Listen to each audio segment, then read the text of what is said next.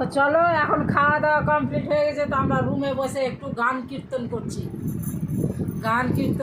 आलू के चालू बटा कहा गई थी, बैंगन के टोकरी में सो रही थी, बैंगन ने लाती मारा रो रही थी, मम्मा ने प्यार किया हंस रही थी, पापा ने पैसे दिया नाच रही थी, भैया ने लड्डू दिया खा रही थी।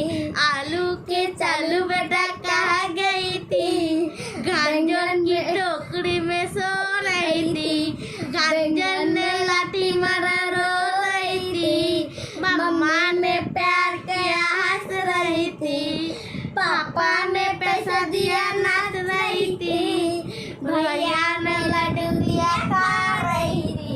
आलू के चालू बेटा कहा गई थी, प्याज के टोकरी में रो रही थी, प्याज ने लाठी मारा रो रही थी, मम्मा ने प्यार किया हंस रही थी, पापा ने पैसे दिया नाच रही थी, भैया में लड्डू दिया खा रही थी।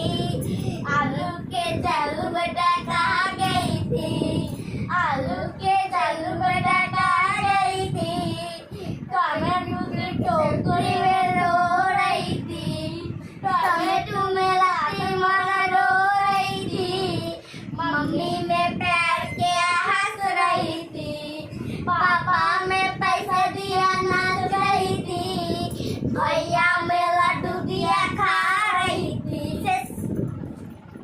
তো চলো আমাদের মজ মস্তি রেডি, এবার আমরা ঘুমাবো, আমাদের মজ মস্তি শেষ।